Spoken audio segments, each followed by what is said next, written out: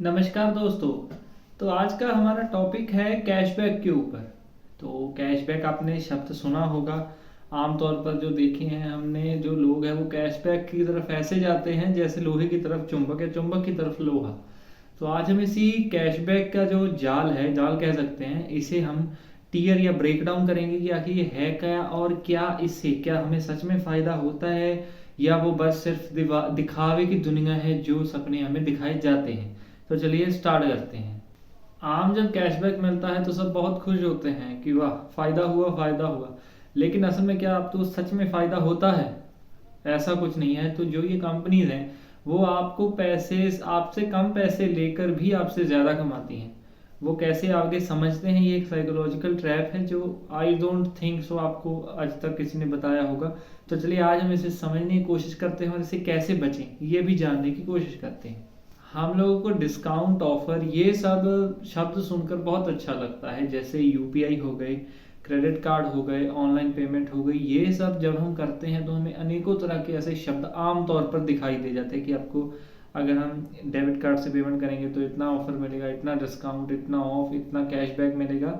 ये सब जो हमें मिलता है ये असल में क्या है कि जो कंपनीज हैं हम ही जो उनका सेल मॉडल है, हमसे ही उन्होंने पैसे कमाने हैं। तो सबसे पहला पॉइंट जो कैशबैक है वो हमें ओवर स्पेंडिंग बनाता है। ओवर स्पेंडिंग का मतलब कि जो हम खर्चा नहीं करना चाहिए वो खर्चा हम करते हैं। तो कैसे, एक एग्जांपल से समझते हैं। मान लीजिए कि आपको 50 रुपए की चीज़ खरीदने है। आगे जब आपने वो चीज़ खरीदी उसके बाजू में एक चीज़ पड़ी थी, कुछ भी आप ले लीजिए, कोई भी जो आपकी पसंदीदा चीज़ हो, पर आप उसे खरीदने नहीं गए थे क्योंकि वो आपकी नीड नहीं थी, डिज़ायर थी। इनमें भी डिफरेंस होता है नीड और डिज़ायर में। तो वो आपकी नीड नहीं, डिज़ायर थी। तो जब आपने उस चीज़ की तरफ देखा तो उस पर 500 रुपये की चीज़ पर 100 रुपये कैशबैक था या डिस्काउंट था, जो भी कह सकते हैं। तो इससे क्या हुआ कि हम 50 रुपये की चीज़ खरीदने गए तो 100 रुपये के चक्कर में हम 500 रुपये की चीज़ उठा कर ले आए। यानी कि 400 रुपये हमारे पास से गए, लेकिन हम खुश क्यों होते हैं? जहाँ से पैसे बचे, पैसे 100 रुपया बचा लेकिन 500 लगा भी। तो यही है वो साइकोलॉजी का गेम जो हम समझ नहीं पाते, या हमारा जो ब्रेन है वो इसे अडॉप्ट कर चुका है और वो इसी सिलसिले में आगे बढ़ता रहता है। पॉइंट नंबर सेकंड, तो ये जो कैशबैक है ये आपको उस ऐप में इंगेज करने का एक तरीका है। तब जैसे सब समझिए कि जब हम कभी भी कैशबैक हमें मिलता है, मान लीजिए हमने किसी कंपनी से कुछ मंगाया, किसी उससे जब हमने कोई चीज़ मंगाई तो उसका जो कैशबैक है वो हमें ज़्यादातर 90% कंपनीज अपने उस ऐप के वॉलेट में रखती हैं। जो कैशबैक मिलता है वॉलेट में जब होगा तो जब हम अगली बार कोई चीज़ मंगाने जाएंगे तो हम ऑटोमेटिकली, जो हमारा सबकॉन्शियस माइंड है वो हमें फोर्स करेगा कि हम उसी ऐप से फिर से मंगाएं, क्योंकि जो उस वॉलेट में कैशबैक पड़ा है वो हम यूज़ कर सके। तो ये भी एक तरह का गेम है जो हमारे साथ खेला जाता है। पॉइंट नंबर 3 या अगला पॉइंट, तो ये जो कैशबैक है वो हमारी ही पॉकेट से आता है, हमारी ही पॉकेट से लेकर हमें ही दिया जाता है। तो वो कैसे?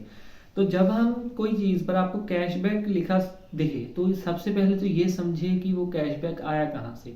जो उसका एक्चुअल प्राइस था उस प्रोडक्ट का, उसे जितना हमें कैशबैक क्लेम किया जाता है उतना या उससे ज़्यादा बढ़ाया जाता है।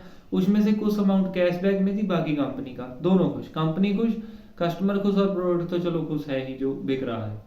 तो इसका जो फॉर्मूला है वो ये है कि जो प्राइस है, उसका शोन प्राइस है, उसमें से जब हम कैशबैक माइनस करेंगे तो नॉर्मली जो है नॉर्मल प्राइस आ जाएगा। यानी कैशबैक नॉर्मल प्राइस से बड़ी हुई अमाउंट ही होती है। वैसे तो ज़्यादातर हमारे इंडियंस में मोस्टली तो ये जो वीकली मंथली सेविंग्स वाला सिस्टम होता है, या खर्चा भी कितना ही हम करना है हमें, ये होता नहीं है। लेकिन जिन लोगों के पास होता है उनका जो ये कैशबैक है ये एकदम से बजट हिला देता है। वो कैसे? क्योंकि अगर हमने जो चीज़ काम की नहीं थी और धीरे धीरे हम कैशबैक स्पेंडर पर्सन बन जाते हैं। पॉइंट नंबर 5, सबसे डार्क पॉइंट, तो ये जो कैशबैक के बहाने होते हैं, ये कैशबैक के नाम पर सबसे आपका कीमती जो है वो डाटा लिया जाता है। अब जो कैशबैक है उसके लिए हम क्रेडिट कार्ड, यूपीआई से पेमेंट करते हैं, तो उसमें हमारा जो सारा डाटा होता है उससे कंपनीज को नॉर्मली क्या पता चलता है कि हम क्या खरीदते हैं, कब खरीदते हैं, कितना खरीदते हैं, कितने इंटरवल के बाद खरीदते हैं। तो ये सब, यानी अगर आपको 100 रुपये का कैशबैक मिला तो उसके पीछे हो सकता है आपकी लाखों की इंफॉर्मेशन कंपनीज के पास चली जाए, और ये जो इंफॉर्मेशन निकालने के लिए भी कंपनीज लाखों रुपए पे करती हैं और इनसे उनका भी लाखों का फायदा होता है। क्योंकि फिर हमें उसी तरह की एड्स दिखाई जाती हैं और उसी तरह के जो प्रोडक्ट्स है या जो भी आप चीज़ देख रहे हैं वो बार बार सजेस्ट की जाती है। तो अब सवाल ये है, क्या कैशबैक यूज़ नहीं करना चाहिए? नहीं, ऐसा नहीं है। कैशबैक अगर मिल रहा है तो यूज़ करना चाहिए, क्योंकि प्राइस बढ़ा हुआ है। अगर कैशबैक ले लेंगे तो नॉर्मल प्राइस पर ही आ जाएगा। तो लेकिन क्या है, इसे यूज़ करने का एक तरीका होना चाहिए कि आखिर कैशबैक यूज़ कैसे करना है। तो सबसे पहले तो जो चीज़ की ज़रूरत हो वही खरीदें, फालतू की चीज़ों में पैसे मत लगाएं।